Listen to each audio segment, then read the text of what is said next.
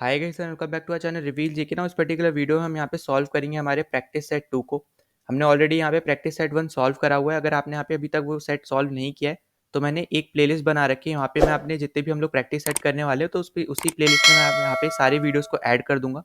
ठीक है, तो आप उस प्लेलिस्ट को फॉलो कर सकते हो। उसका लिंक आपको डिस्क्रिप्शन में मिल जाएगा, साथ ही साथ आई बटन पे भी मैंने दे रखा है। और आपको पता होगा कि हमने यहाँ पे ऑलरेडी PYQs भी हमने यहाँ पे सॉल्व किए थे पिछले 5 साल के हर एक सब्जेक्ट के। तो अगर आपने वो वाली प्लेलिस्ट भी नहीं देख रखी है तो वो भी ज़रूर देख के जाना आपके एग्ज़ाम से पहले, क्योंकि आपके जो PYQs है वो यहाँ पे आप समझ सकते हो कि बहुत ज़्यादा इंपॉर्टेंट होता है। ठीक है, तो यहाँ पे आप उसको भी एज अ प्रैक्टिस ले सकते हो। अगर आपने एक भी सब्जेक्ट का यहाँ पे अभी तक नहीं देख रखा है तो वो भी आप यहाँ पे देख पाओगे। मैंने एक ही प्लेलिस्ट में सीक्वेंस वाइज सब्जेक्ट के हिसाब से मैंने वहाँ पे वीडियोस डाल रखी है आपके लिए। बहुत ज़्यादा ईजी हो जाएगा, एक ही प्लेलिस्ट को फॉलो करो आप बस, और यहाँ पे आपको सारे सब्जेक्ट के पिछले 5 साल के PYQs मिल जाएंगे। और कुछ हमने यहाँ पे इंग्लिश के वीडियोस भी किए थे जो यहाँ पे इंपॉर्टेंट टॉपिक्स थे उनसे रिलेटेड। तो लास्ट में बस एक चीज़ बोलना चाहूँगा, अगर आप पहली बार चैनल पे आए हो तो प्लीज़ सब्सक्राइब कर देना, जितना ज़्यादा हो सकता है इस वीडियो को शेयर कर देना ताकि दूसरों तक भी ये पहुँच पाए, उनकी भी यहाँ पे हेल्प हो पाए। और अगर आपको कोई भी डाउट होता है तो आप यहाँ पे कमेंट कर सकते हो। ठीक है, तो चलो वीडियो को शुरू कर लेते हैं। फर्स्ट क्वेश्चन पे चलते हैं। तो फर्स्ट क्वेश्चन में आपसे यहाँ पे पूछा जा रहा है कि जो आपकी कॉइल होती है आपकी हीटर में, वो यहाँ पे किससे बनी हुई होती है। ठीक है, तो इसका आपका करेक्ट आंसर क्या होने वाला है? तो इसका करेक्ट आंसर आपका होने वाला है यहाँ पे निक्रोम। ठीक है, निक्रोम यहाँ पे होने वाला है, क्योंकि इसकी हाई रेजिस्टिविटी होती है जिसकी वजह से इसका हाई मेल्टिंग पॉइंट भी हो जाता है। तो इसकी वजह से यहाँ पे हम लोग निक्रोम बेसिकली हम यहाँ पे यूज़ करते हैं। ठीक है, अगर आपसे पूछता है यहाँ पे कि टंगस्टन कहाँ पे यूज़ किया जाता है, तो टंगस्टन आप यहाँ पे यूज़ करते हो बल्ब में, क्योंकि यहाँ पे इसकी भी हाई मेल्टिंग पॉइंट होता है तो ये इजीली यहाँ पे मेल्ट नहीं होता है। और यहाँ पे आपको पता होगा कि बल्ब में आप यहाँ पे neon and argon gas basically आप यहाँ पे यूज़ करते हो। ठीक है, बल्ब में भी, तो यहाँ पे इस गैस को भी यहाँ पे याद रख लेना। ठीक, तो ये सब आपके लिए यहाँ पे इंपॉर्टेंट होने वाला है। और बाकी आपका यहाँ पे पता होगा आपको जो इलेक्ट्रिक फ्यूज़ बनता है यहाँ पे, चलो मैं लिख भी दे रहा हूँ। तो हमने वैसे तो PYQs में डिस्कस भी किया था अच्छे से सब कुछ। तो यहाँ पे जो आपका इलेक्ट्रिक फ्यूज़ बनता है ये आपका किससे होता है? यहाँ पे टिन से बनता है और साथ ही साथ यहाँ पे लेड से बनता है। ठीक है, तो ये इंपॉर्टेंट चीज़ है। ये कुछ इंपॉर्टेंट चीज़ें जो आपको यहाँ पे पता होनी चाहिए। फिर इसके साथ साथ आपको यहाँ पे जैसे इलेक्ट्रिक करंट का आपको पता होगा SI यूनिट एम्पियर होता है, इलेक्ट्रिक चार्ज का कूलम्ब होता है। ठीक है, और एम मीटर हमेशा आपका सीरीज में लगता है, वोल्ट मीटर आपका पैरेलल में लगता है। तो ये इंपॉर्टेंट कुछ चीज़ें हैं जो आपको यहाँ पे इनके बारे में आपके पास आइडिया होना चाहिए। ठीक है, तो यहाँ पे आपका करेक्ट ऑप्शन होने वाला है ऑप्शन ए निक्रोम। नाउ चलते हैं अगले क्वेश्चन पे। तो अगले क्वेश्चन में आपसे यहाँ पे पूछा जा रहा है प्लम पुडिंग मॉडल जो था आपका यहाँ पे जो एक एटम के लिए यहाँ पे बनाया गया था, तो यहाँ पे उसको इसने यहाँ पे बेसिकली प्रपोज किया था। तो इसका करेक्ट आंसर आपके यहाँ पे होने वाला है जे थॉमसन ने यहाँ पे इसको प्रपोज किया था। आपको पता होगा कि जे थॉमसन ने ही आपके इलेक्ट्रॉन की यहाँ पे खोज की थी। ठीक है, तो यहाँ पे अराउंड जहाँ तक मुझे याद है 1897 में यहाँ पे इनकी खोज की थी। और यहाँ पे जब इलेक्ट्रॉन की यहाँ पे इन्होंने खोज की थी तो उसी टाइम पे इनको यहाँ पे तब पता चला था कि जो आपका एटम होता है यहाँ पे वो और भी छोटे पार्टिकल से बना होता है। ठीक है, तो यहाँ पे बस इतना सा आपको यहाँ पे याद रखना है। और उसके बाद दूसरी चीज़ आपको जो याद रखनी है कि यहाँ पे उस टाइम तक एटॉमिक न्यूक्लियस मतलब यहाँ पे किस टाइप का यहाँ पे आपका एटम दिखता है वगैरह, कैसे आपके ये अरेंज होते हैं इलेक्ट्रॉन्स वगैरह, ये यहाँ पे उसके बाद भी इस पर्टिकुलर मॉडल के बाद भी यहाँ पे ये नहीं बता पाए थे। तो इसका ड्रॉबैक क्या होना चाहिए था आपका यहाँ पे? तो ड्रॉबैक यहाँ पे यही है कि यहाँ पे किस तरीके से यहाँ पे अरेंज है। ठीक है, ये बेसिकली यहाँ पे ये नहीं बता पाए थे। ठीक है, तो यहाँ पे याद रख लेना कि यहाँ पे किस तरीके से बेसिकली आपका यहाँ पे अरेंज है इलेक्ट्रॉन्स वगैरह, ये आपका यहाँ पे प्लम पुडिंग मॉडल यहाँ पे नहीं बता पाया था। और दूसरी चीज़, इसी मॉडल को हम लोग क्या किस दूसरे नाम से जानते हैं? तो इसी मॉडल को हम लोग वाटरमेलन मॉडल नाम से भी जानते हैं। ठीक है, तो यहाँ पे ये दूसरा नाम भी आपको यहाँ पे याद रख लेना है। ठीक, अब ये देखो बाकी आपका यहाँ पे पूरा स्टैटिक बेस्ड क्वेश्चन था बेसिकली। तो यहाँ पे और भी जो आपके यहाँ पे आप बोल सकते हो यहाँ पे मॉडल्स वगैरह या फिर एक्सपेरिमेंट है ये आपको पता होने चाहिए। जैसे रदरफोर्ड का आपका गोल्ड फॉइल एक्सपेरिमेंट हो गया जो बहुत ज़्यादा इंपॉर्टेंट है, तो उसके बारे में आपको यहाँ पे पता होना चाहिए अल्फा पार्टिकल से रिलेटेड। तो यहाँ पे आपका सी ऑप्शन करेक्ट है, जे थॉमसन। नाउ अब अगले क्वेश्चन पे चलते हैं। तो अगले क्वेश्चन में आपसे यहाँ पे पूछा जा रहा है कि जो क्रोमेटोग्राफी है मेथड जो आपका यहाँ पे, वो इनमें से किस चीज़ के लिए यहाँ पे बेसिकली यूज़ नहीं होता है। ठीक है, तो देखो क्रोमेटोग्राफी जो आपका यहाँ पे मेथड है वो आप यहाँ पे तब यूज़ करते हो जब आपको यहाँ पे सॉल्यूट्स को यहाँ पे सेपरेट करना हो और वहाँ पे जो आपका सॉल्वेंट है वो यहाँ पे डिजोल्व हो जाए। ठीक है, तो उस केस में आप यहाँ पे क्रोमेटोग्राफी यहाँ पे यूज़ करते हो। मेनली आपको दिखेगा जब आप यहाँ पे कलर कंपोनेंट्स वगैरह सेपरेट करते हो तब हम यहाँ पे क्रोमेटोग्राफी मेथड यूज़ करते हैं। ठीक है, तो देखो सबसे पहले तो आपको यहाँ पे यूज़ करना पड़ेगा आपको, तो यहाँ पे सेपरेटिंग ड्रग्स फ्रॉम ब्लड यहाँ पे एकदम करेक्ट है, मतलब यहाँ पे हम लोग यूज़ करते हैं क्रोमेटोग्राफी मेथड। ठीक है, फिर नेक्स्ट आपको दे रखा है सेपरेटिंग कलर फ्रॉम डाई, ये भी आपका करेक्ट है। फिर थर्ड आपको यहाँ पे दे रखा है separating pigments from the natural colour. तो देखो कलर वाला यहाँ पे अभी ऑलरेडी मैं आपको यहाँ पे बता चुका कि जो आपका यहाँ पे कलर से रिलेटेड आपका यहाँ पे कुछ भी आएगा तो वो आप यहाँ पे मेनली ज़्यादातर आप यहाँ पे यूज़ करोगे क्रोमेटोग्राफी। ठीक है, तो सेपरेशन ऑफ कलर कॉम्पोनेंट्स में आप यहाँ पे यूज़ करते हो क्रोमेटोग्राफी, पर सेपरेटिंग रेडियो आइसोटोप्स में आप यहाँ पे यूज़ नहीं करते हो। ठीक है, तो यही आपका यहाँ पे आंसर हो जाएगा। फोर्थ ऑप्शन यहाँ पे आपका करेक्ट है। अब इसके अलावा भी आपके यहाँ पे बहुत सारे आपके यहाँ पे मेथड्स है जिसको आप यहाँ पे यूज़ करते हो सेपरेशन के लिए। जैसे अगर आपको यहाँ पे 2 इम्मिसिबल लिक्विड को सेपरेट करना है, तो आप यहाँ पे सेपरेटिंग फनल यूज़ करोगे। अगर आपको 2 मिक्सेबल लिक्विड को यहाँ पे सेपरेट करना है तो डिस्टिलेशन यूज़ करोगे। ठीक है, तो इस टाइप के यहाँ पे आपको ये कुछ चीज़ें आपके यहाँ पे ऐसी हैं जो आपको यहाँ पे पता होनी चाहिए। तो यहाँ पे फोर्थ ऑप्शन यहाँ पे आपका आंसर हो जाएगा। अगले पे चलते हैं, तो अगले में आपसे यहाँ पे पूछा जा रहा है द फिनोमिनन ऑफ मिराज। ठीक है, occurs due to which one of the following. ठीक है, तो मतलब आपसे बेसिकली ये पूछा जा रहा है यहाँ पे कि जो आपके यहाँ पे ऑप्शन में दे रखा है, इनमें से किसकी वजह से आपको यहाँ पे मिराज देखने को मिलता है। ठीक है, तो देखो सबसे पहली चीज़ जो आपको यहाँ पे याद रखनी है कि आपको यहाँ पे मिराज तो पहली बात आपको देखने को मिलता है हॉट एरियाज़ में। ठीक है, तो हॉट एरियाज़ में आपको यहाँ पे देखने को मिलेगा मिराज। फिर वहीं पे अगर हम बात करते हैं लूमिंग की, ठीक है, तो लूमिंग आपको यहाँ पे देखने को मिलता है कोल्ड एरियाज़ में। ठीक है, दोनों ही आपके यहाँ पे एक ही पर्टिकुलर मेथड की वजह से आपके यहाँ पे अकर होते हैं। बस आपको यहाँ पे याद क्या रखना है, मिराज आपका हॉट एरियाज़ में होता है, लूमिंग आपका यहाँ पे कोल्ड एरियाज़ में होता है। ठीक, अब यहाँ पे किसकी वजह से ये होता है, तो ये आपका होता है यहाँ पे टोटल इंटरनल रिफ्लेक्शन की वजह से। ठीक है, तो यहाँ पे ये आपके लिए इंपॉर्टेंट हो जाता है। और यहाँ पे देखो टोटल इंटरनल रिफ्लेक्शन की यहाँ पे बेसिकली 2 कंडीशन अगर आप यहाँ पे देखो, तो पहली तो आपकी होती है कि आई जो है आपका यहाँ पे मतलब एंगल ऑफ इंसिडेंस जो है यहाँ पे आपका क्रिटिकल एंगल से ज़्यादा होना चाहिए। ठीक है, अब देखो यहाँ पे हम जब भी बात करते हैं क्रिटिकल एंगल की, तो क्रिटिकल एंगल आपका क्या होता है, क्रिटिकल एंगल आपका ऐसा एंगल होता है जहाँ पे एंगल ऑफ इंसिडेंस जब यहाँ पे पड़े, ठीक है, तो यहाँ पे एंगल ऑफ रिफ्रैक्शन मतलब आर जो है आपका यहाँ पे एंगल ऑफ आर वो यहाँ पे 90 डिग्री बन जाए। ठीक है, मतलब यहाँ पे एंगल ऑफ आई ऐसा होना चाहिए जो आपका यहाँ पे एंगल ऑफ आर 90 डिग्री बना दे, तो उसको हम लोग बोलते हैं यहाँ पे क्रिटिकल एंगल। तो आपको यहाँ पे बस इतना चीज़ आपको यहाँ पे याद रखनी है। और यहाँ पे इससे रिलेटेड अगर आपको यहाँ पे स्नेल्स लॉ के ऊपर भी अगर पूछा जाता है, तो sine C equals to mu two upon mu one इसका फॉर्मूला होता है। ठीक है, अब जैसे आपको यहाँ पे स्नेल्स लॉ पता होगा कि sine i upon sine r equals to mu two upon mu one, तो जब साइन आर करोगे आप यहाँ पे तो 90 डिग्री हो जा रहा है। साइन आर 90 डिग्री क्या होता है, मतलब साइन 90 क्या होता है, 1 होता है।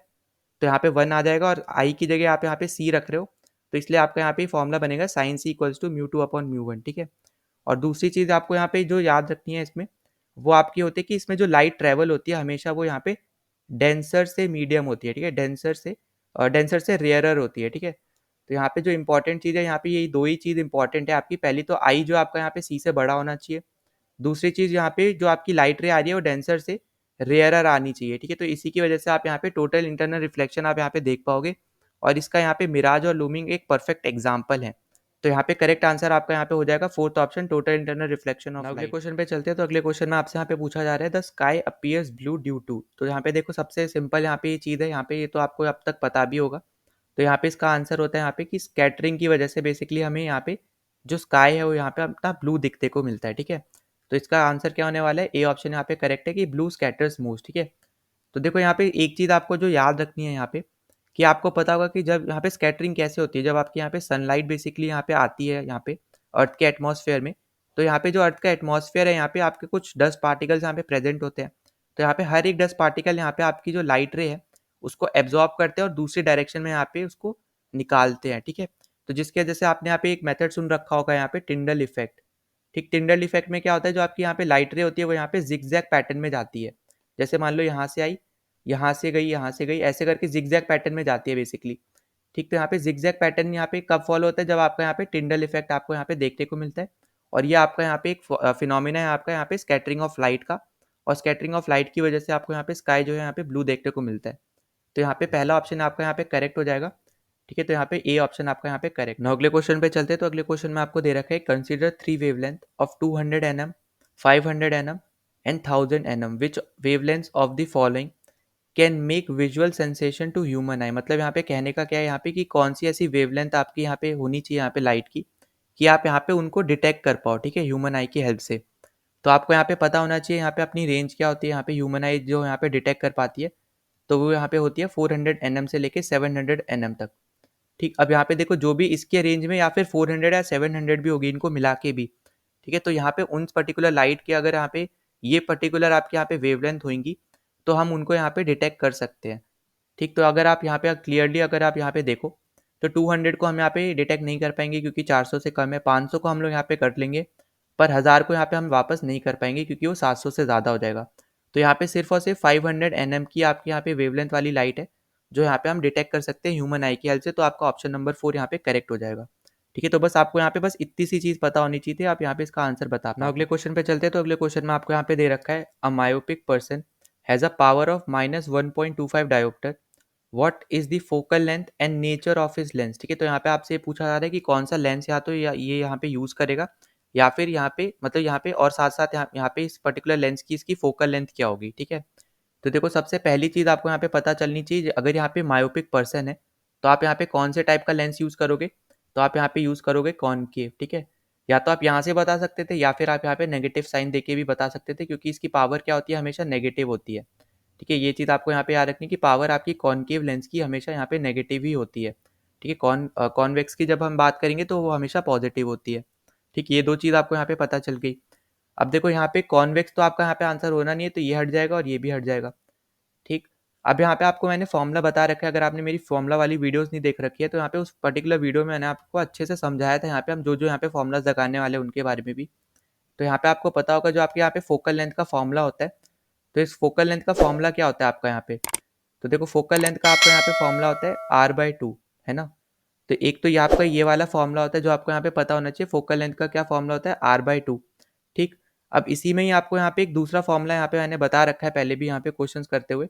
तो जब भी आपको यहाँ पे पावर से रिलेटेड क्वेश्चन आए, ठीक है, पावर से रिलेटेड, तो आपका पावर का फॉर्मूला क्या होता है, 1/f होता है। f क्या है यहाँ पे आपका फोकल लेंथ। ठीक, तो यहाँ पे पावर आपको क्या दे रखी है यहाँ पे माइनस माइनस 1.25, तो इसको आप यहाँ पे पुट कर दो, -1.25 इक्वल्स टू 1/f। और मैंने आपको यहाँ पे बता रखा है इसकी एसआई यूनिट होती है मीटर में, पर यहाँ पे आपको ऑप्शन में दे रखा है सेंटीमीटर। तो आप यहाँ पे क्या करोगे, इस मीटर को सेंटीमीटर में कन्वर्ट करोगे तो ये क्या बन जाएगा 100, और ये f हो जाएगा, और इधर 1.25 ही रहेगा। ठीक है, माइनस में। ठीक, तो यहाँ पे चलो मैं यहाँ पे लिख दे रहा हूँ -1.25 इक्वल्स टू, फिर यहाँ पे 100 हो जाएगा क्योंकि सेंटीमीटर में दे रखा है, और यहाँ पे f आ जाएगा। ठीक है, तो यहाँ पे f इस साइड ले आओ और आप यहाँ पे -1.25 इस साइड नीचे ले आओ, तो ये आपका आ जाएगा 100/-1.25, और ये बन जाएगी आपके यहाँ पे -80 सेंटीमीटर। ठीक है, तो यहाँ पे आपका आंसर क्या होने वाला है, यहाँ पे 80 सेंटीमीटर होगी और कॉनकेव होगी, मतलब यहाँ पे फोर्थ ऑप्शन यहाँ पे करेक्ट हो जाएगा। ठीक है, तो यहाँ पे अब देखो ये फॉर्मूला भी इंपॉर्टेंट है और ये वाला तो आपके लिए बहुत ज़्यादा इंपॉर्टेंट है, इसके ऊपर बहुत बार यहाँ पे क्वेश्चंस आए हैं डायरेक्ट। और सबसे इंपॉर्टेंट आपको यहाँ पे याद रखना है कि फोकल लेंथ आपके यहाँ पे उसकी एसआई यूनिट होती है मीटर्स में, पर यहाँ पे आपको सेंटीमीटर में पूछ रखा है, तो आप यहाँ पे उसको कन्वर्ट कर दोगे। ठीक है, तो यहाँ पे एक बार ऐसे भी क्वेश्चन आ रखा है जहाँ पे आपको फोकल लेंथ सेंटीमीटर में दी थी और यहाँ पे आपको मीटर में बताना था। ठीक है, यहाँ पे आपको खुद से आपको कन्वर्ट करना था मीटर में, क्योंकि वही आपका यहाँ पे आंसर करेक्ट होगा, क्योंकि उसकी एसआई यूनिट ही होती है मीटर। ठीक, तो यहाँ पे ये चीज़ ज़रूर याद रख लेना, क्योंकि यहाँ पे सेंटीमीटर था इसलिए हमने यहाँ पे इसको सेंटीमीटर में किया। अगर यहाँ पे सेंटीमीटर नहीं होता तो हम मीटर में करके अपना आंसर बता देते। ठीक है, तो यहाँ पे अपना आंसर हो जाएगा -80 सेंटीमीटर और convex lens, concave lens. Now अगले क्वेश्चन पे चलते, तो अगले क्वेश्चन में आपको यहाँ पे पूछ रखा है, name the kingdom whose organisms are eukaryotics and unicellular. ठीक है, तो देखो यहाँ पे ये दो प्रॉपर्टी देती है और आपको यहाँ पे बेसिकली इसका किंगडम बताना है। तो आपको यहाँ पे पता होगा कि यहाँ पे जो आपका प्रोकार्योटिक होता है वो आपका कौन सा होता है, मोनेरा होता है। तो यहाँ पे ये ऑप्शन तो आपका होना नहीं है, क्योंकि ये आपका यहाँ पे क्या होता है, ये आपका होता है यहाँ पे प्रोकार्योटिक। ठीक है, तो यहाँ पे इसका आंसर क्या होना चाहिए था। ठीक है, पहले तो मैं चलो यहाँ पे ये बता दे रहा हूँ बाकी ऑप्शंस के साथ। तो यहाँ पे ये तो होता है आपका प्रोकार्योटिक प्लस आपका यहाँ पे यूनिसेलुलर भी होता है ये। ठीक है, तो आपको यहाँ पे ये चीज़ से कंफ्यूज नहीं करना है, ये भी आपका यूनिसेलुलर होता है, पर यहाँ पे इसका सेल का कौन सा टाइप है, ये आपका है यहाँ पे प्रोकार्योट। ठीक है, यहाँ पे यूकार्योट नहीं है, ये है प्रोकार्योट। ठीक, क्योंकि इसमें यहाँ पे न्यूक्लियस नहीं होता है, तो आपको यहाँ पे बस इतनी चीज़ यहाँ पे पता होना चाहिए था। अब यहाँ पे नेक्स्ट पे चलते हैं, तो यहाँ पे देखो जो बाकी आपके तीनों है ना, यहाँ पे ये तीनों ही आपके यहाँ पे यूकैरियोट्स हैं, तो इसकी हेल्प से आप यहाँ पे पहला ऑप्शन यहाँ पे हटा सकते थे। अब आपको यहाँ पे यूज़ करना पड़ेगा यहाँ पे यूनिसेलुलर वाला टाइप। ठीक है, अब देखो यूनिसेलुलर से आप यहाँ पे बता सकते थे कि आपका यहाँ पे आंसर होने वाला है प्रोटेस्टा, क्योंकि आपके यहाँ पे ये यूकैरियोट भी है और यहाँ पे साथ ही साथ ये यूनिसेलुलर भी है, क्योंकि आपका जो फंगाई और यहाँ पे जो आपका प्लांटे होता है ना, ये आपके क्या होते हैं, यहाँ पे ये दोनों ही आपके यहाँ पे मल्टी सेलुलर होते हैं। ठीक, तो यहाँ पे आपको बस इतनी सी बात यहाँ पे पता होनी चाहिए। और दूसरी चीज़ आपको जो अलग से पता होना चाहिए कि यहाँ पे जो आपका फंगाई होता है वो यहाँ पे फोटोसिंथेसिस परफॉर्म नहीं कर सकता है, बल्कि यहाँ पे प्लांट जो होता है यहाँ पे, मतलब यहाँ पे जो आपके प्लांटे वाला किंगडम है, तो इसमें जो भी आपके होते हैं यहाँ पे वो सारे आपके परफॉर्म कर सकते हैं फोटोसिंथेसिस। ठीक है, तो इस तरीके से आप यहाँ पे फंगाई और प्लांटे की आपको यहाँ पे इन दोनों को भी आप यहाँ पे डिफ्रेंशिएट कर सकते हो, क्योंकि यहाँ पे दोनों ही वैसे तो मल्टी सेलुलर है ही, पर आप डिफ्रेंशिएट कैसे कर सकते हो यहाँ पे, इनकी एबिलिटी टू परफॉर्म फोटोसिंथेसिस। ठीक है, तो इस टाइप से आप यहाँ पे इसको याद रख लेना। तो यहाँ पे ये भी गलत है, ये भी गलत है, तो सेकंड आंसर आपका सही है। नाउ चलते हैं अगले क्वेश्चन पे। तो अगले क्वेश्चन में आपसे यहाँ पे पूछा जा रहा है कि विच one of the following vertebrates have warm hearts. ठीक है, तो यहाँ पे इस टाइप के क्वेश्चन आपसे यहाँ पे डायरेक्टली पूछे भी जाते हैं, तो यहाँ पे मैंने आपको इसलिए मैंने आपको यहाँ पे ये पर्टिकुलर क्वेश्चन पूछा हुआ है। तो देखो वर्टिब्रेट्स आपका यहाँ पे जब हम बात करें तो ये आपका कौन से किंगडम में आते हैं, ये आपके आते हैं यहाँ पे एनिमेलिया किंगडम में, ठीक है। आपको पता होगा 5 किंगडम थे यहाँ पे, मोनेरा, प्रोटेस्टा, फिर हमने यहाँ पे फंगाई देखा था पिछले क्वेश्चन में, फिर हमने यहाँ पे प्लांटे देखा और आपका 5वां होता है एनिमेलिया, ठीक है। तो यहाँ पे इस पर्टिकुलर किंगडम में आपके यहाँ पे वर्टिब्रेट्स आते हैं। तो जो आपके यहाँ पे फिशेज होती हैं, ठीक है, वो आपके आती है यहाँ पे पीसेज में, ठीक है। जो आपके यहाँ पे पीसेज आपको यहाँ पे टाइप दे रखा है, इसमें आपकी सारी फिशेज आती हैं और इनके पास होता है यहाँ पे 2 चेम्बर्ड हार्ट, ठीक है। तो यहाँ पे मैं CH लिख रहा हूँ, इसका मतलब है 2 चेम्बर्ड हार्ट, ठीक। उसके बाद यहाँ पे इनका जो ब्लड होता है ये आपका होता है बेसिकली कोल्ड ब्लड, ठीक है। ये चीज़ आपको यहाँ पे याद रखनी है। फिर यहाँ पे जब हम रेप्टिलिया की बात करते हैं तो रेप्टाइल्स बेसिकली आपके जो है यहाँ पे ये इसमें आपके आते हैं, यहाँ पे आपको देखने को मिलेगा स्नेक हो गया जैसे, ठीक है। फिर आपके यहाँ पे जो टर्टल्स हो गए ये भी आपके यहाँ पे इसमें ही आते हैं रेप्टाइल्स में। और ये इनका हार्ट जो होता है यहाँ पे ये भी आपका क्या होता है, कोल्ड होता है। और इनके पास होता है यहाँ पे 3 चैम्बर्ड हार्ट, ठीक है। ये आपके लिए बहुत ज़्यादा इंपॉर्टेंट हो जाएगा। फिर उसके साथ यहाँ पे एक याद रख लेना कि यहाँ पे एक एक्सेप्शन है जो कि आपका है यहाँ पे क्रोकोडाइल, ठीक है। तो क्रोकोडाइल के यहाँ पे 4 चैम्बर्ड हार्ट होता है, बाकी जितने आपके यहाँ पे रेप्टाइल है वो सब आपके यहाँ पे 3 चैम्बर्ड हार्ट के होते हैं। उसका जब हम यहाँ पे बात करते हैं एम्फीबियन की, तो एम्फीबियन के भी यहाँ पे 3 चैम्बर्ड हार्ट होता है, ये भी आपका यहाँ पे क्या होता है, कोल्ड हार्ट होते हैं। और अगर हम यहाँ पे बात करते हैं यहाँ पे एग्जांपल्स की, तो यहाँ पे आपको देखने को मिला का फ्रॉग हो गया, फिर आपका यहाँ पे सेलेमेंडर हो गया, ठीक है। तो यहाँ पे ये सब आपके यहाँ पे एग्जांपल्स होते हैं। फिर एवीज में आपको यहाँ पे देखने को मिलते हैं बर्ड्स, ठीक है। और ऊपर वाले में आपको यहाँ पे देखने को मिलते हैं फिशेस, ठीक है, पीसेस वाले में। तो यहाँ पे बर्ड्स वाले में आपको यहाँ पे देखने को मिलेगा इनके पास चैम्बर्ड होते हैं, यहाँ पे 4 चैम्बर्ड हार्ट होता है बेसिकली। और यहाँ पे ये होते हैं आपके वॉर्म हार्ट, ठीक है, वॉर्म आपके यहाँ पे वॉर्म हार्ट वाले आपके यहाँ पे ये होते हैं, ठीक। उसके बाद मेमेलिया आपको यहाँ पे देखने को मिलेगा, इसमें भी आपके 4 चैम्बर्ड हार्ट होता है और ये भी आपका यहाँ पे वॉर्म हार्ट होते हैं। तो यहाँ आपको देखने को मिल रहा है कि 4 और 5 आपका यहाँ पे करेक्ट है, ठीक है। तो यहाँ पे आपका यहाँ पे ये 4 है, ठीक है। तो इसको करेक्ट कर लेना, यहाँ पे ये 4 है, ठीक है। तो यहाँ पे आपका आंसर क्या हो जाएगा, यहाँ पे इसका आंसर हो जाएगा 3 ऑप्शन आपका यहाँ पे करेक्ट है, 4 एंड 5 आपका यहाँ पे राइट आंसर हो जाएगा। क्योंकि बाकी सब आपके यहाँ पे क्या होता है, कोल्ड हार्ट होते हैं और नीचे के 2 आपके यहाँ पे जो है एवीज और मेमेलिया ये आपके होते हैं कोल्ड हार्ट, तो सॉरी वार्म हार्ट, ठीक है। तो ये आपके लिए यहाँ पे इंपॉर्टेंट चीज़ है, यहाँ पे ये बस आपको इतनी सी चीज़ याद रखनी है। और एक बस इन दोनों में अगर आपको डिफरेंस पता करना हो तो यहाँ पे ये जो आपके होते हैं ये एग्स ले करते हैं, ठीक है। ये एग्स में आप यहाँ पे इनको बोल सकते हो कि यहाँ पे ये एग्स देते हैं। और जो आपके यहाँ पे मेमेलिया होते हैं वो डायरेक्ट यहाँ पे अपने यहाँ पे बोल सकते हो अपने बच्चे को या फिर यंग वंस को यहाँ पे बेसिकली देते हैं, ठीक है, प्रोड्यूस करते हैं, ठीक। तो यहाँ पे ये एग्स नहीं देते, यहाँ पे वो डायरेक्टली अपने यंग वन को यहाँ पे प्रोड्यूस करते हैं। तो आप इस तरीके से आप इन दोनों के बीच में डिफरेंस बता सकते हो। तो इसका करेक्ट आंसर आपका होने वाला है ऑप्शन 3, ठीक है। 4 एंड 5 था, यहाँ पे 2 गलती से लिख दिया, यहाँ पे 4 होगा, ठीक है। तो यहाँ पे 4 एंड 5 यहाँ पे करेक्ट होने वाला है। चलते हैं अगले क्वेश्चन पे। तो अगले क्वेश्चन में आपसे यहाँ पे पूछा जा रहा है कि which of the following is an example of block mountains, ठीक है।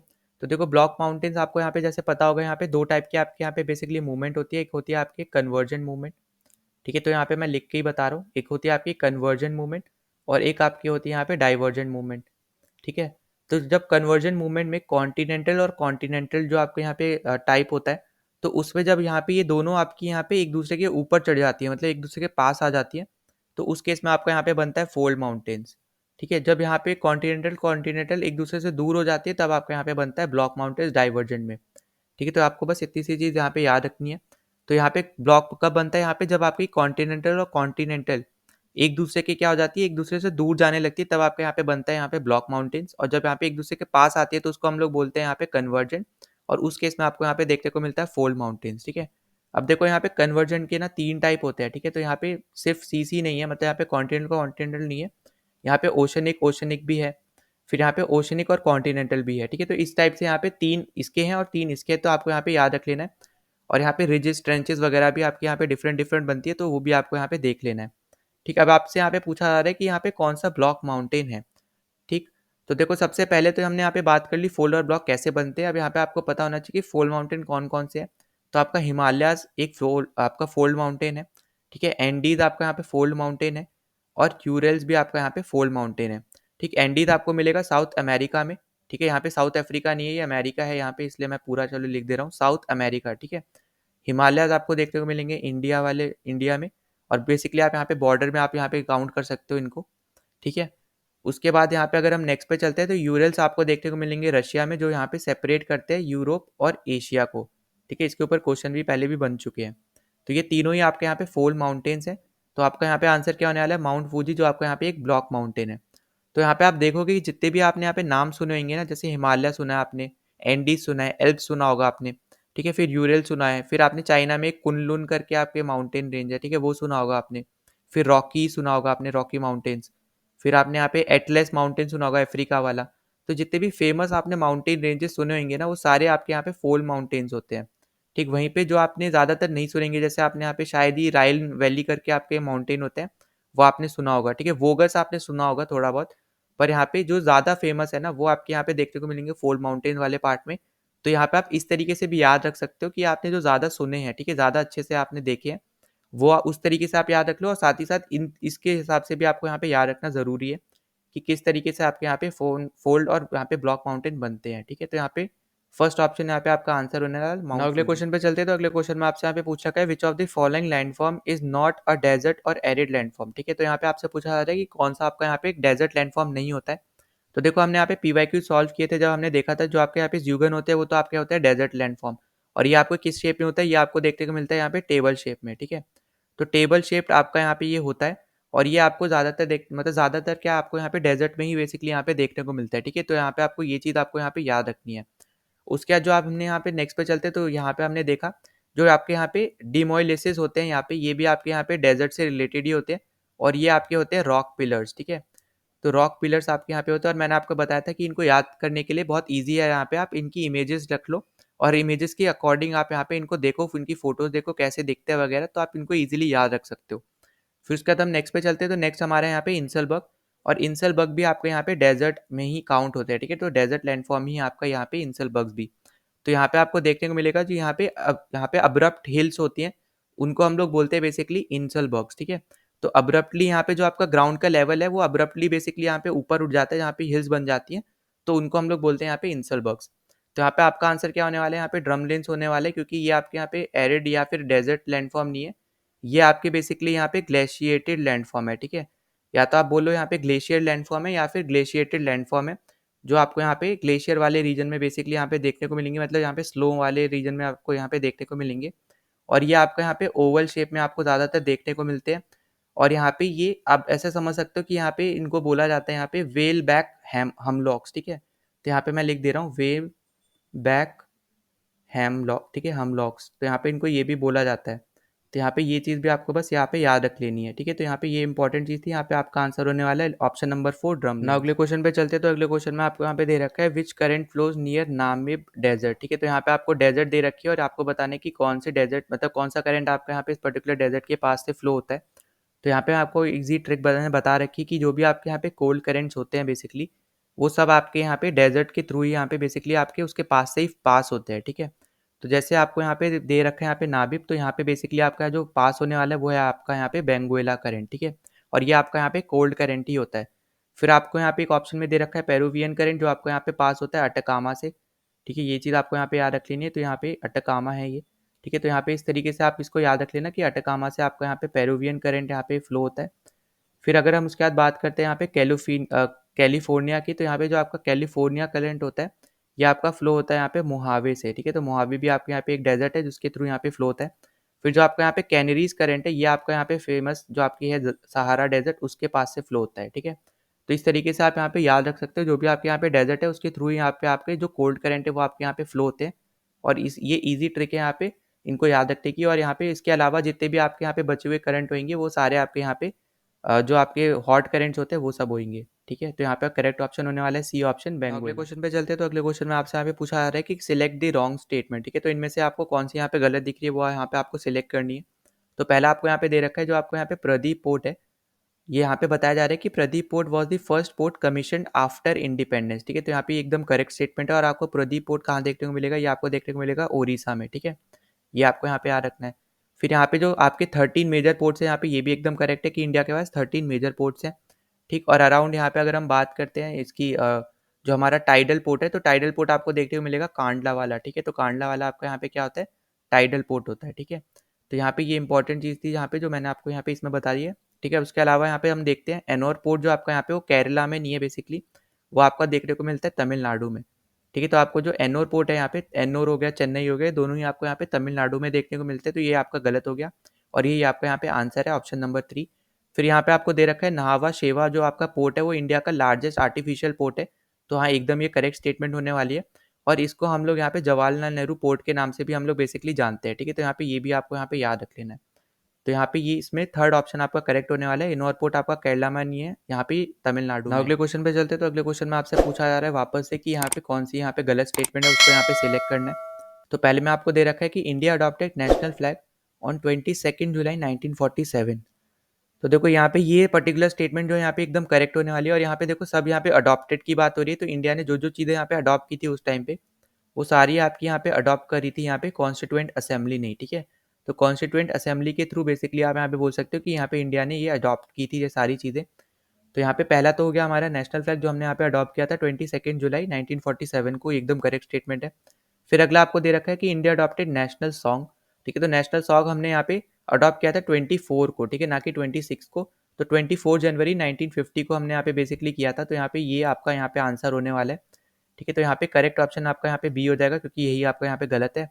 और यहाँ पे नेशनल एंथम हमने यहाँ पे 24 जनवरी 1950 को किया था, ये भी आपका करेक्ट है। अब देखो यहाँ पे इजी तरीका आपको कैसे याद रख सकते हो कि सॉन्ग और एंथम हमने यहाँ पे सेम डेट को ही किया, इस तरीके से आप यहाँ पे इसको याद रख लेना, ठीक। उसके बाद हमने यहाँ पे जो हमारा स्टेट एम्बलम है उसको हमने अडॉप्ट किया था 26 जनवरी को, ठीक है। तो 26 को हमने यहाँ पे स्टेट एम्बलम यहाँ पे अडॉप्ट किया था, ना कि हमने नेशनल सॉन्ग किया था, ठीक है। तो आपको ये याद रख लेना है।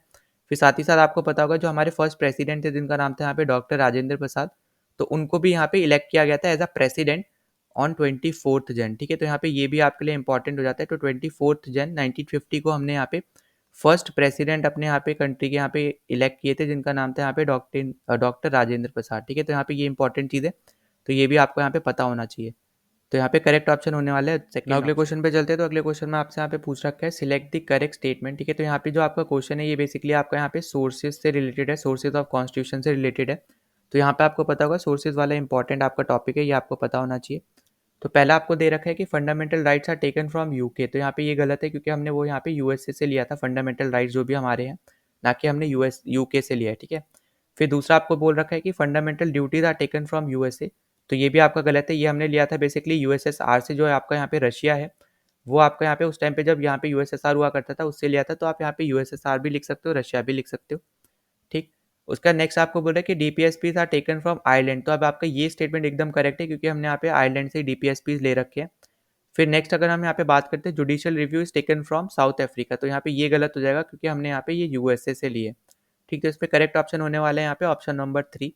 और आपको यहाँ पे मैंने ऑलरेडी बता रखा है यहाँ पे ये कि फंडामेंटल राइट्स आपके पार्ट 3 में आते हैं, फिर डीपीएसपी आपके पार्ट 4 में, और पार्ट 4A में आपके यहाँ पे फंडामेंटल ड्यूटीज देखने को मिलते हैं, ठीक। तो इस पर करेक्ट आंसर क्या होने वाला है ऑप्शन नंबर 3 आपका यहाँ पे। अगले क्वेश्चन पे चलते हैं। तो अगले क्वेश्चन में आपसे यहाँ पे पूछा जा रहा है कि how many types of justice is given in preamble, ठीक है। तो प्रीएम्बल में कितने टाइप की जस्टिस की बेसिकली यहाँ पे बात की गई है।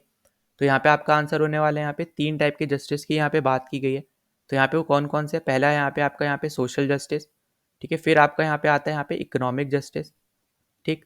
और लास्ट आपका यहाँ पे आता है पॉलिटिकल जस्टिस, ठीक है। तो यहाँ पे कौन सा आता है लास्ट में, ये आपका आता है यहाँ पे पॉलिटिकल जस्टिस, ठीक है। तो यहाँ पे सोशल जस्टिस, इकोनॉमिक जस्टिस और आपका लास्ट है आपका यहाँ पे पॉलिटिकल जस्टिस, इन 3 टाइप के जस्टिस की बेसिकली यहाँ पे बात की गई है। उसका अगर आपसे मान लो पूछता है यहाँ पे कि फर्टर्निटी यहाँ पे कितने टाइप की है, ठीक है, मतलब भाईचारा वगैरह, ठीक है। तो भाईचारा यहाँ पे एक ही टाइप का बेसिकली बात की गई है, ठीक है। यूनिटी वगैरह ये भाईचारा एक ही टाइप का है यहाँ पे। फिर अगर आपसे यहाँ पे पूछा जाता है इक्वालिटी के बारे में, ठीक है, कि इक्वालिटी यहाँ पे कितने टाइप की यहाँ पे हुई है, मतलब कितने टाइप की यहाँ पे इक्वालिटी की बात यहाँ पे बेसिकली हुई है। तो यहाँ पे आपका आंसर क्या होने वाला है, यहाँ पे आपका आंसर होने वाला है एक तो आपकी इक्वालिटी ऑफ स्टेटस की बात हुई है, और एक इक्वालिटी ऑफ अपॉर्चुनिटी की यहाँ पे बेसिकली बात हुई है, ठीक है। तो यहाँ पे ये 2 टाइप की इक्वालिटी की बात हुई है आपके यहाँ पे प्रीएम्बल में। फिर उसके बाद अगर आपसे यहाँ पे पूछता है लिबर्टी के बारे में, ठीक है, तो अब लिबर्टी आपके लिए यहाँ पे इंपॉर्टेंट हो जाता है, क्योंकि यहाँ पे सबसे ज़्यादा क्वेश्चन आपको यहाँ पे इससे ही देखने को मिल सकते हैं, क्योंकि यहाँ पे ओवरऑल 5 टाइप के लिबर्टी की यहाँ पे बात की गई है। अब वो कौन कौन से, तो पहला आपका यहाँ पे लिबर्टी ऑफ थॉट, ठीक है, पहला है आपका यहाँ पे लिबर्टी ऑफ थॉट। दूसरा आपका यहाँ पे लिबर्टी ऑफ एक्सप्रेशन, ठीक। फिर तीसरा आपका यहाँ पे लिबर्टी ऑफ बिलीफ। फिर फोर्थ आपका है लिबर्टी ऑफ फेथ। और लास्ट आपका है लिबर्टी ऑफ वर्कशिप, ठीक है। तो यहाँ पे ये चीज़ आपको यहाँ पे याद रख लेनी है। तो ये 5 टाइप की आपकी लिबर्टी है, और यहाँ पे मैंने हर एक टाइप का आपको बता दिया। अब यहाँ पे आपको अरेंज करने के लिए भी दे सकता है कि हाईएस्ट कौन सा, उसके बाद कौन सा, डिसेंडिंग ऑर्डर में, क्योंकि ऐसे टाइप के पहले भी क्वेश्चन आ रखे हैं, तो इसलिए मैंने आपको यहाँ पे ये क्वेश्चन पूछ रखा है। तो यहाँ पे 3 टाइप के जस्टिस थे, सोशल, इकोनॉमिक एंड पॉलिटिकल। तो आपका ऑप्शन ए यहाँ पे करेक्ट है, 3 टाइप के जस्टिस। अगले क्वेश्चन में चलते हैं। तो अगला क्वेश्चन आपसे यहाँ पे पूछा जा रहा है कि which language was not added through 92nd constitutional amendment act 2003। तो देखो यहाँ पे जो आपके कॉन्स्टिट्यूशनल अमेंडमेंट एक्ट है यहाँ पे भी बहुत ज़्यादा इंपॉर्टेंट है। तो अगर हम यहाँ पे बात करते हैं 92nd की, मतलब 92 की, तो यहाँ पे आपकी 4 लैंग्वेज बेसिकली यहाँ पे ऐड की गई थी। ठीक है, तो वो कौन कौन सी थी यहाँ पे? पहली थी आपके यहाँ पे बोडो, फिर डोगरी, ठीक है, फिर उसके बाद थी आपके यहाँ पे सेंथली, और लास्ट आपकी थी यहाँ पे मैथिली। ठीक है, तो यहाँ पे आपको ये चीज़ बस पता होनी चाहिए, आपकी लास्ट कौन सी थी यहाँ पे? ये थी आपके यहाँ पे मैथिली। ठीक, तो यहाँ पे ये 4 लैंग्वेज आपकी बेसिकली यहाँ पे ऐड की गई थी 92nd से। और जो आपकी यहाँ पे सिंधी है ये आपकी ऐड की गई थी 21st कॉन्स्टिट्यूशनल अमेंडमेंट एक्ट से। ठीक है, तो यहाँ पे करेक्ट ऑप्शन आपका यहाँ पे होने वाला है 4, जो कि यहाँ पे 92nd कॉन्स्टिट्यूशनल अमेंडमेंट एक्ट से यहाँ पे ऐड नहीं की गई है।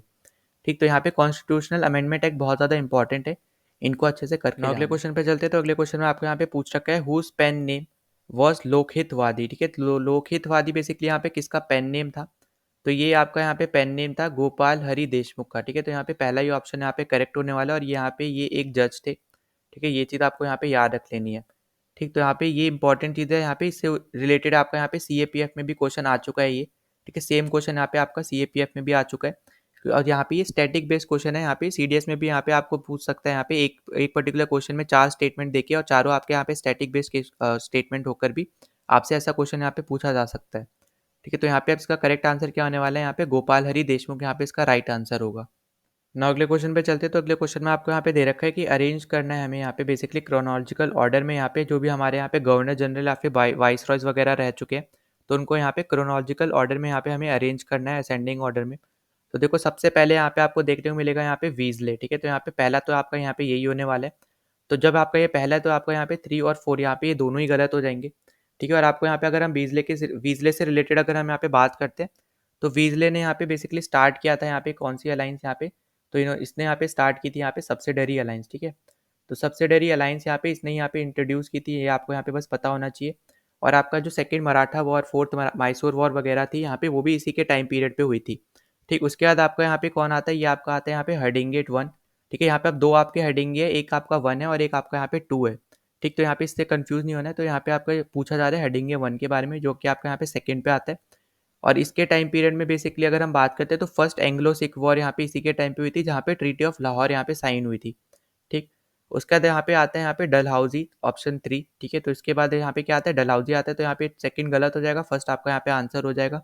तो डलहौजी के टाइम पे आपने यहाँ पे देखा होगा कि आपका यहाँ पे पीडब्ल्यूडी डिपार्टमेंट बना था, फर्स्ट रेलवे लाइन आपकी यहाँ पे सेटअप हुई थी, फिर वुड्स डिस्पैच आपका यहाँ पे आया था, और साथ ही साथ यहाँ पे एक और यहाँ पे अगर हम बात करते हैं जैसे आपकी सब्सिडरी लाइन्स है, उसी टाइप से यहाँ पे इसने भी एक इंट्रोड्यूस किया था यहाँ पे डॉक्ट्रिन ऑफ लैब्स। ठीक है, तो यहाँ पे इसने डॉक्ट्रिन ऑफ लैब्स को भी यहाँ पे बेसिकली इंट्रोड्यूस किया था, तो ये आपको बस पता होना चाहिए। फिर उसके बाद आपका नेक्स्ट आता है यहाँ पे रिपन। ठीक है, तो रिपन के टाइम पे यहाँ पे आपने इल्बर्ट बिल सुना होगा, जो सबसे ज़्यादा आपका यहाँ पे फेमस था।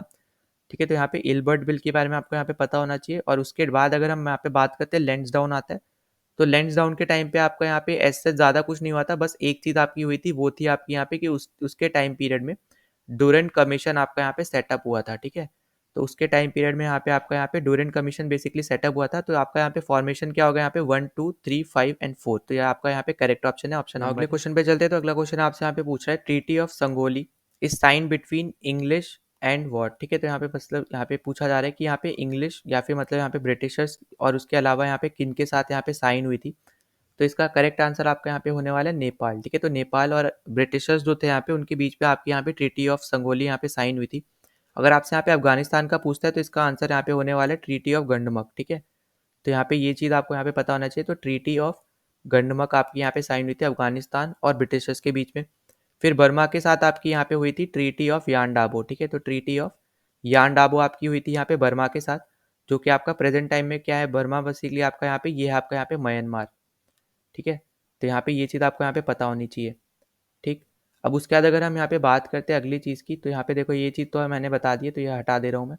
नेक्स्ट आपको यहाँ पे पता होना चाहिए यहाँ पे आपका तिब्बत का। तो तिब्बत में यहाँ पे बेसिकली इनके बीच पे साइन हुई थी ट्रीटी ऑफ लासा। ठीक है, तो ट्रीटी ऑफ लासा इनके बीच में यहाँ पे साइन हुई थी। तो यहाँ पे ये इंपॉर्टेंट चीज़ें जो आपको यहाँ पे पता होनी चाहिए, तो ये सब आपके यहाँ पे ब्रिटिशर्स और यहाँ पे अफगानिस्तान, बर्मा, तिब्बत, नेपाल, इन सब के साथ यहाँ पे ब्रिटिशर्स की साइन हुई थी। ठीक है, तो आपको इन सब ट्रीटीज़ के बारे में आइडिया उनके बारे में होना चाहिए।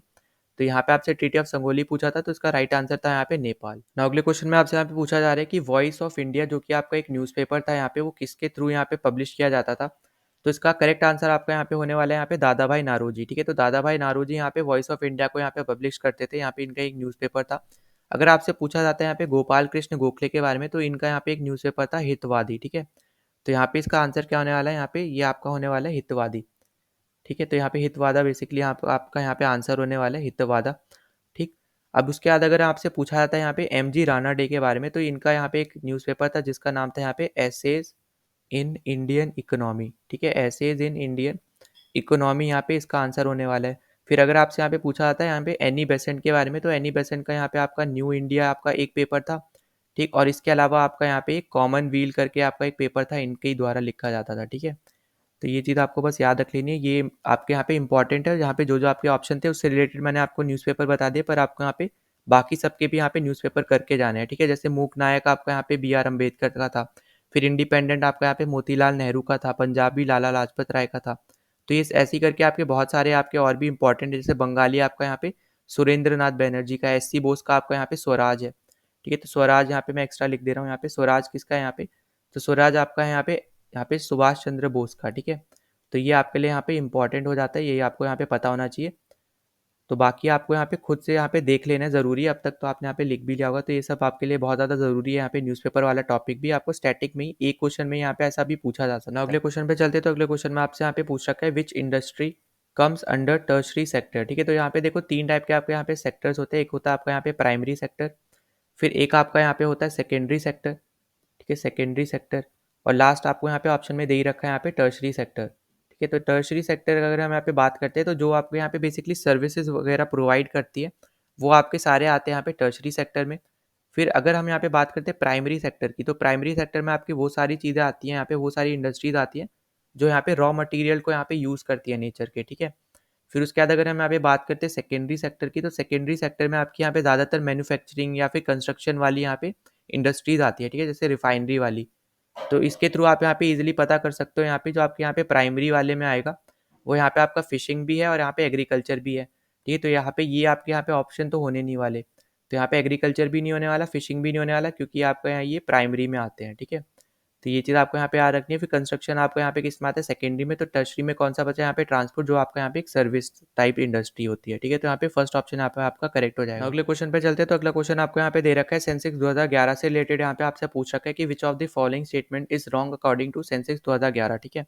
तो देखो सबसे पहले तो आपको यहाँ पे लिटरेसी रेट आपके यहाँ पे 73 थी, अब कहीं कहीं आपको 74 भी देखने को मिलेगी, तो 73 74 आप यहाँ पे मान सकते हो, ठीक? उसके बाद थर्ड आपको यहाँ पे देखने को मिल रहा है, यहाँ पे ऑप्शन में लिखा है highest SC population is in MP, तो ये भी आपका यहाँ पे करेक्ट है, आपके यहाँ पे एमपी में ही थी। पर अगर आपसे यहाँ पे पूछा जाता है कि परसेंटेज के हिसाब से हाईएस्ट परसेंटेज आपकी एसटी की कहाँ रहती है, तो उसका आपका यहाँ पे आंसर हो जाएगा लक्षद्वीप, ठीक है? तो ये चीज़ आपको यहाँ पे बस पता होना चाहिए, यहाँ पे आपका क्या आंसर हो जाएगा, यहाँ पे उस टाइम पे आपका आंसर हो जाएगा लक्षद्वीप, जब आपसे यहाँ पे परसेंटेज में बेसिकली बात की जाती है, ठीक? उसके बाद आपसे यहाँ पे बोल रखा है highest SC population is in UP, तो यहाँ ये एकदम करेक्ट ऑप्शन है आपका यहाँ पे। अब अगर आपसे यहाँ पे पूछा जाता है परसेंटेज के हिसाब से एससी पॉपुलेशन आपकी सबसे ज़्यादा कहाँ रहती है, तो वो आपका यहाँ पे आंसर हो जाएगा यहाँ पे पंजाब, ठीक है? अब यहाँ पे देखो गलत आपका यहाँ पे आंसर क्या होने वाला है, यहाँ पे फर्स्ट ऑप्शन आपका करेक्ट होने वाला है, यहाँ पे यही आपका गलत है, क्योंकि बिहार मोस्ट पॉपुलेटेड नहीं है यहाँ पे, बेसिकली वो यूपी है, ठीक है? यूपी आपका मोस्ट पॉपुलेटेड है, बिहार तो आपका यहाँ पे डेंसली पॉपुलेटेड है, मतलब छोटे से एरिया में ज़्यादातर लोग रहते हैं, तो यहाँ पे उसको हम लोग डेंसली पॉपुलेटेड बोलते हैं, ना कि हम यहाँ पे मोस्ट पॉपुलेटेड उसको बोलेंगे, ठीक है? तो यहाँ पे फर्स्ट ऑप्शन यहाँ पे आपका करेक्ट हो जाएगा। फिर अगर हम इसके बाद बात अगले पे बात करते हैं यहाँ पे, तो अगला आपसे यहाँ पे पूछा जा रहा है बेसिकली, यहाँ पे अब ये आपका करंट अफेयर से रिलेटेड क्वेश्चन है। तो अगला आपसे यहाँ पे पूछा जा रहा है कि पॉवर्टी जो आपका यहाँ पे एथलीट ऑफ द ईयर आता है अवार्ड, ठीक है? तो यहाँ पे इस बार वो किसको मिला है, तो इसका करेक्ट आंसर यहाँ पे होने वाला है विराट कोहली। तो यहाँ पे बेसिकली जो यहाँ पे ऑडियंस होती है उसके थ्रू यहाँ पे वोट करवाया जाता है, तो इस बार यहाँ पे विराट कोहली के जो यहाँ पे सपोर्टर्स यहाँ लोग हैं, तो उन्होंने ज़्यादा इनको वोट किया, तो इसलिए यहाँ पे विराट कोहली को अवार्ड मिला है, यहाँ पे मेसी को इस बार नहीं मिला है, ठीक है? फिर अगर हम यहाँ पे अगले पे चलते हैं, तो अगला अगर हम देखते हैं, तो अगला क्वेश्चन आपसे यहाँ पे बोला जा रहा है कि स्पिरिट ऑफ क्रिकेट अवार्ड यहाँ पे इस साल किसने जीता, ठीक है? अभी प्रेजेंट में, तो इसका करेक्ट आंसर आपका यहाँ पे होने वाला है जिम्बाब्वे ने बेसिकली आपका यहाँ पे spirit of the cricket award यहाँ पे जीता है। तो हमने यहाँ पे जितने भी हमने क्वेश्चन किया, आई होप कि आपको अच्छे से समझ में आ गया हो। अगर आपको कोई भी डाउट होता है, तो आप यहाँ पे कमेंट सेक्शन यहाँ पे है आपके लिए, यहाँ पे आप पूछ सकते हो अगर कोई भी आपको यहाँ पे डाउट होता है उससे रिलेटेड। और लास्ट में यहाँ पे एक तो और चीज़ बोलना चाहूँगा, अगर आपने अभी तक चैनल को सब्सक्राइब नहीं किया, तो प्लीज़ सब्सक्राइब कर देना, जितना ज़्यादा हो सकता है इस वीडियो को भी शेयर कर देना, दूसरों की यहाँ पे हेल्प हो जाएगी, दूसरों की भी यहाँ पे प्रैक्टिस हो जाएगी साथ ही साथ, ठीक है? चलो मिलते हैं नेक्स्ट वीडियो में। जय हिंद।